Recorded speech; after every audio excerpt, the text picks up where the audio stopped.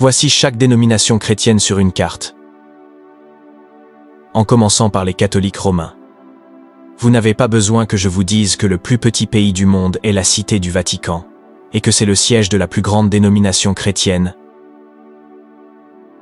Mais saviez-vous que 16% de la population mondiale entière suit les enseignements du pape? Avec le Brésil, le Mexique et les Philippines contenant le plus grand nombre de catholiques au monde, les catholiques voient le pape comme le représentant du Christ sur terre. Avez-vous entendu parler de l'un des disciples de Jésus appelé Pierre? Eh bien, les catholiques disent qu'il a été le tout premier pape. Alors, qui est à la tête maintenant? Eh bien, c'est toujours le pape basé à la Cité du Vatican, mais son influence s'étend à l'Amérique latine, l'Irlande, la Pologne, l'Italie, de vastes parties de l'Afrique, et même Rhode Island aux États-Unis. D'accord? Mais je veux que vous connaissiez la principale différence entre les catholiques et les protestants. Et c'est celle-ci.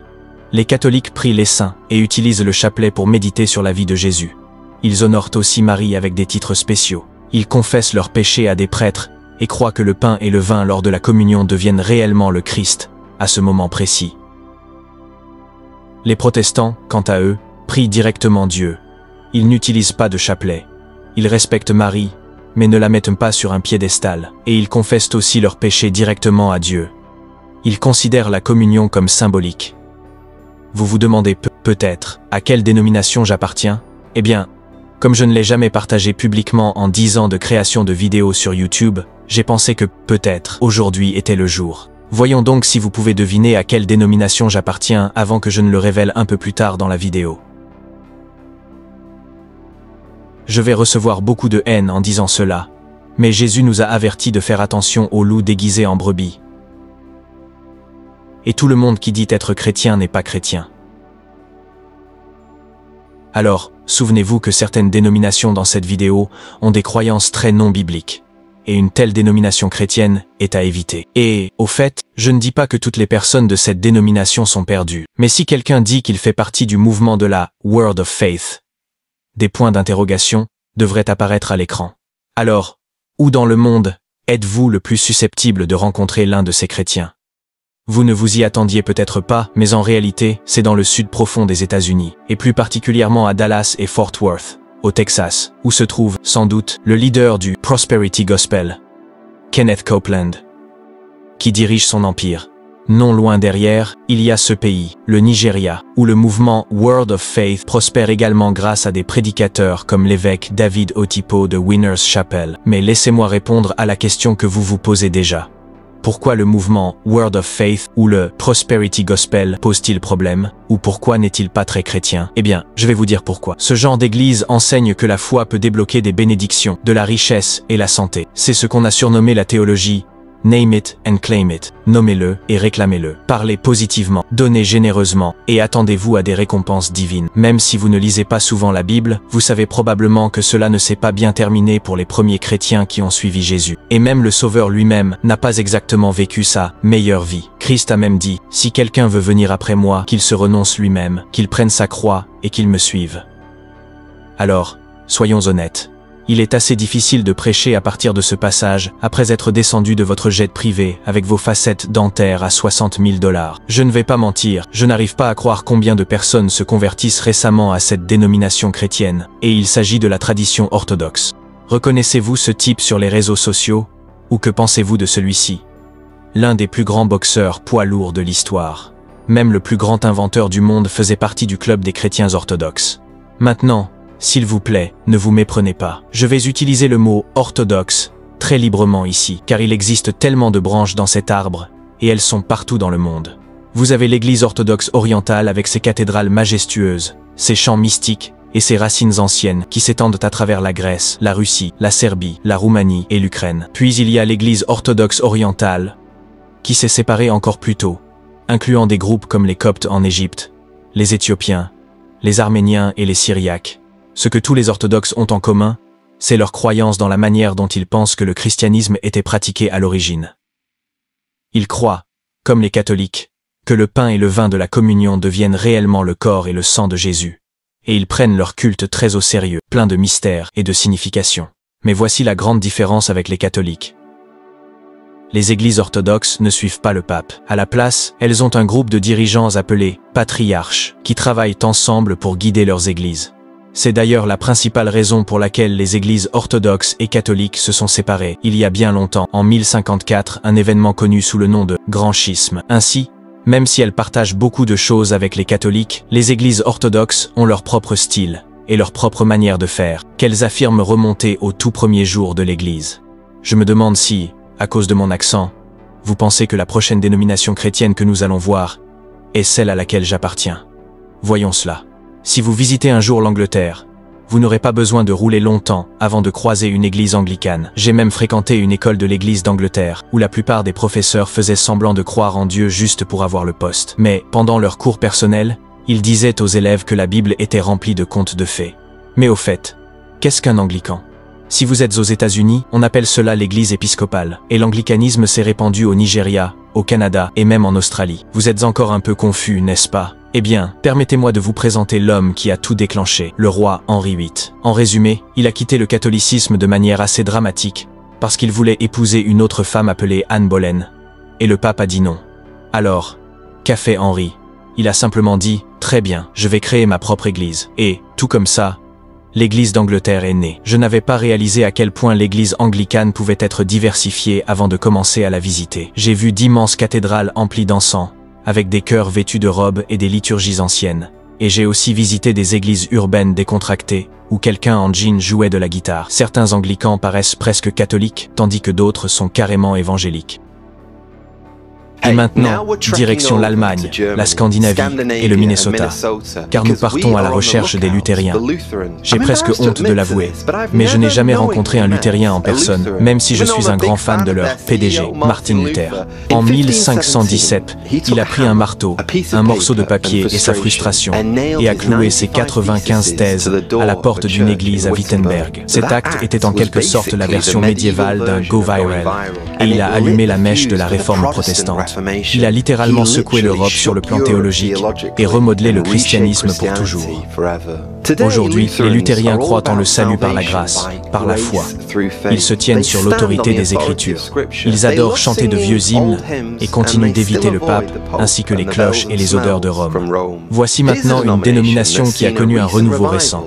Direction l'Écosse, puis la Corée du Sud, et enfin les États-Unis, dans des États comme le Kentucky, la Caroline du Nord et du Sud, ainsi que Pittsburgh en Pennsylvanie, car nous arrivons sur le territoire presbytérien. Le presbytérianisme est enraciné dans les enseignements de Jean Calvin et a vraiment pris son essor en Écosse. Par exemple, lorsque je vais en vacances annuelles sur l'île de Lewis, 98% des nombreuses églises qui s'y trouvent sont presbytériennes et adorent quelque chose appelé la théologie de l'alliance, qui est essentiellement la croyance que Dieu se rapporte à son peuple à travers une série d'alliances qui révèlent son plan de salut à travers la Bible. Cela signifie qu'ils baptisent leurs enfants, qu'ils considèrent le dimanche comme un jour de repos et qu'ils vivent avec un fort sens de la fidélité de l'alliance de Dieu dans la vie familiale et communautaire. D'accord les amis, là où nous allons ensuite est radicalement différent de nos amis presbytériens. Revenons avec moi au Nigeria, puis au Ghana, au Brésil et dans le fameux Bible Belt américain. Bienvenue dans la dénomination pentecôtiste. Disons simplement que les pentecôtistes sont les plus animés du christianisme. Si l'église était un concert, ils seraient au premier rang, les mains levées, criant « Alléluia », sans aucune limite de volume. Et c'est pourquoi on les appelle les charismatiques. De Lagos à Rio jusqu'au centre-ville de Los Angeles, le pentecôtisme a absolument explosé. Mais que croient réellement les pentecôtistes? Pour eux, tout tourne autour du Saint-Esprit. Ils s'attendent à des miracles. Ils parlent en langue. Ils prient pour la guérison. Et ils croient que Dieu agit encore comme dans le livre des Actes. Ils désirent un réveil spirituel, pas la routine. Je me suis souvent demandé ce que ça fait de vivre dans le comté de Lancaster, en Pennsylvanie, ou même dans l'Ohio ou l'Indiana. Pourquoi? Parce que c'est ici que l'on peut apercevoir un monde qui semble figé dans le temps. Imaginez un endroit où des calèches tirées par des chevaux partagent la route avec des voitures modernes, où chaque homme a une barbe sur le cou et où les femmes portent encore des bonnets. un endroit où l'électricité est évitée et où la technologie est considérée comme impie. À quelle communauté pensez-vous que je fais référence? Ce sont les Amish. Allez les amis, nous avons tous vu ces personnes fascinantes à la télévision. Mais à quelle dénomination appartiennent les Amish? Ils font partie de la tradition anabaptiste, ce qui signifie qu'ils croient que le baptême est un choix fait à l'âge adulte, et non lorsqu'on est bébé. Ils se concentrent sur une vie simple, la douceur et des liens communautaires solides.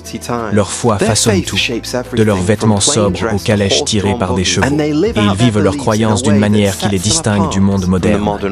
Très bien, la prochaine dénomination est celle que les gens soupçonnent toujours que j'appartiens. Mais ont-ils raison? Que cela vous plaise ou non, nous allons rencontrer d'autres amis de Jean Calvin. Selon eux, vous étiez prédestinés à regarder cette vidéo.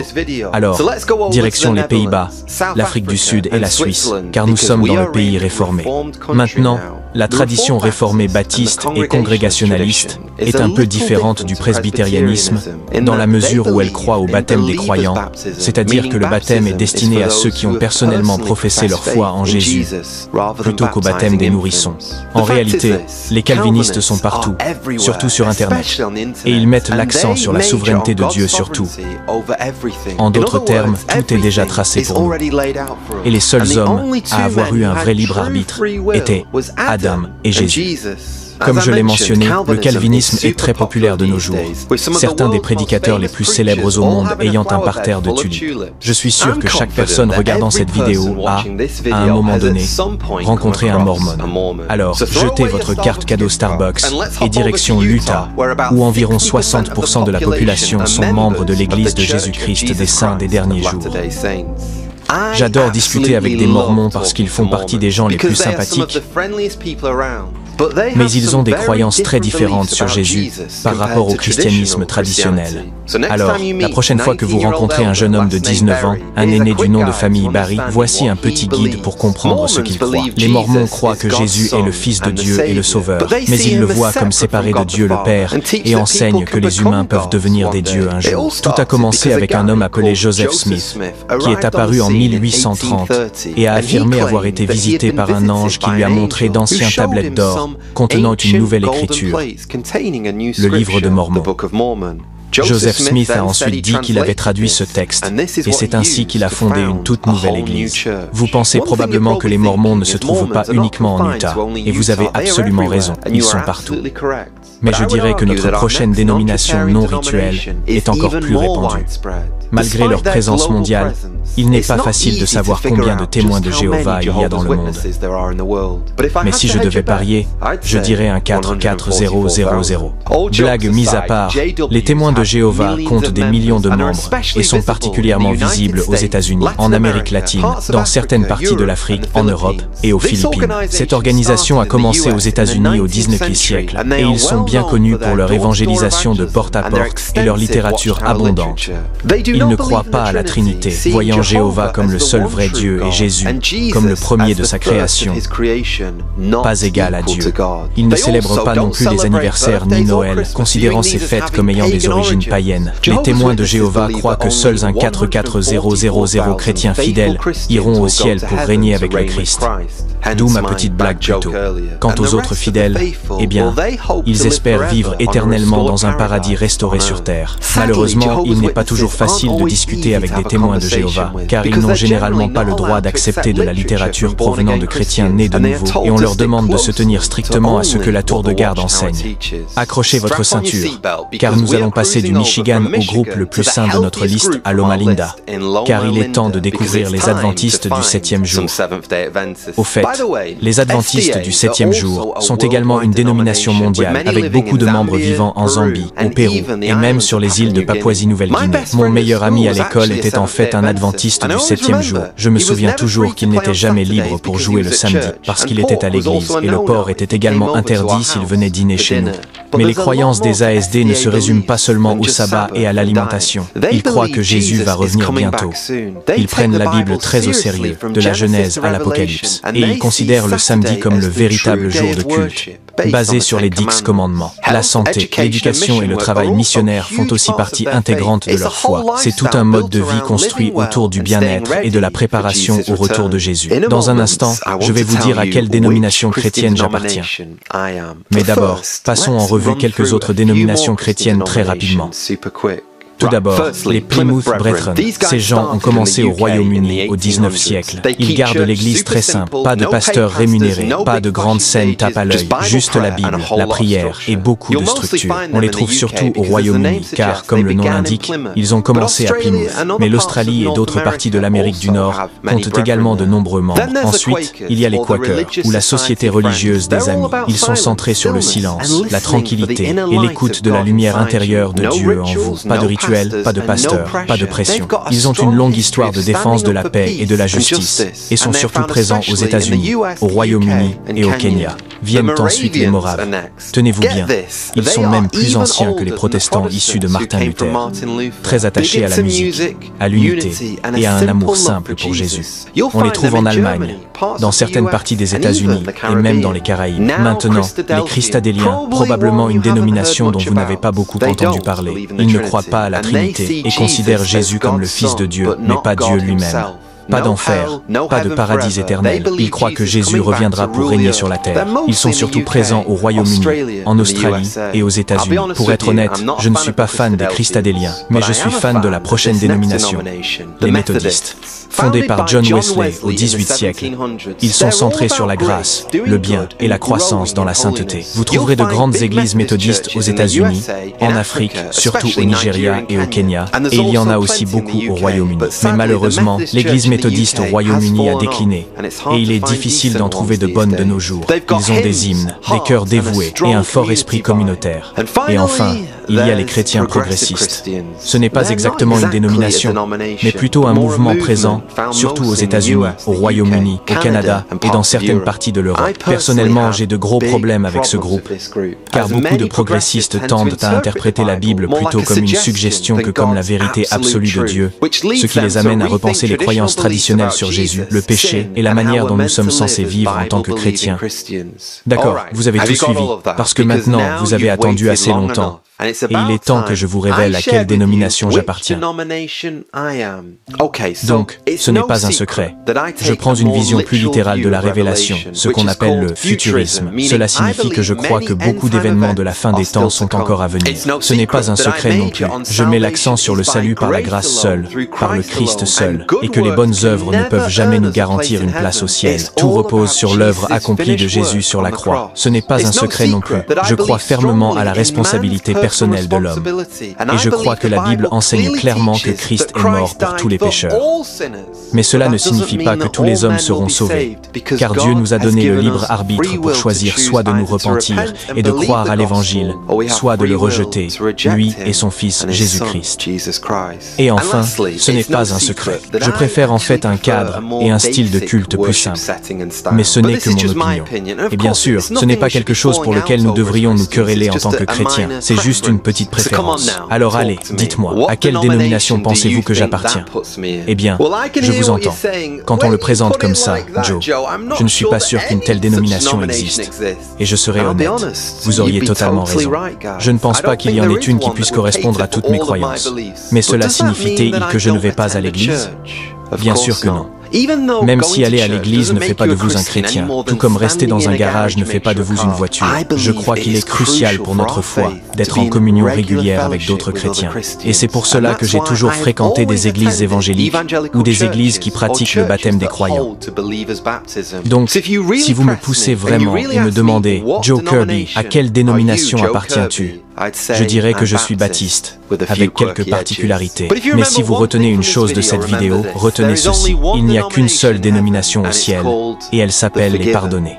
Pas les baptistes, pas les méthodistes, pas les pentecôtistes, pas les anglicans, pas les plus théologiquement solides ou les plus spirituels, juste les pardonnés. simplement des pécheurs qui se sont jetés sur la miséricorde de Jésus-Christ. Parce qu'au bout du compte, le christianisme n'est pas une question de gravir les échelons vers Dieu par des rituels ou une théologie parfaite. Il s'agit d'un Dieu qui est venu à nous, qui s'est enveloppé dans une peau humaine, a marché dans nos chaussures et est mort à notre place. Jésus n'est pas venu pour créer une religion, il est venu pour sauver les perdus. Et cela m'inclut, et cela vous inclut. La Bible dit, tous ont péché et sont privés de la gloire de Dieu. Et le salaire du péché, c'est la mort. Mais voici la bonne nouvelle, le don gratuit de Dieu. C'est la vie éternelle en Christ Jésus notre Seigneur. Le pardon ne se mérite pas, il se reçoit, et il est accessible à quiconque. Peu importe votre passé, peu importe votre dénomination, peu importe à quel point vous vous êtes éloigné, Jésus-Christ est toujours là, les bras grands ouverts, prêt à accueillir quiconque viendra à lui et criera vers lui pour obtenir le pardon. Donc, si vous n'avez jamais pris cette décision, je vous encourage aujourd'hui, ne vous contentez pas de la religion. Venez à Jésus-Christ dès cet instant. Confessez vos péchés. Demandez à Jésus-Christ d'être votre Seigneur et Sauveur, et laissez celui qui est ressuscité d'entre les morts vous rendre nouveau, ici et maintenant. Parce qu'au final, le ciel ne sera pas divisé par des étiquettes ou des traditions. Il n'y aura qu'une seule question simple. As-tu été pardonné? Et la partie la plus belle, c'est ceci. Vous pouvez l'être dès maintenant. Vous pouvez être pardonné à cet instant même. Appelez-le. Il y a une chose qui me rend un peu triste cependant. Nous avons énormément parlé de l'Église, mais nous n'avons pas beaucoup parlé de la seule personne dont il s'agit vraiment, Jésus-Christ. Si vous doutez encore de l'existence du Christ, ou si vous voulez des preuves historiques solides du plus célèbre homme qui ait jamais vécu, vous devriez probablement regarder cette vidéo dès maintenant.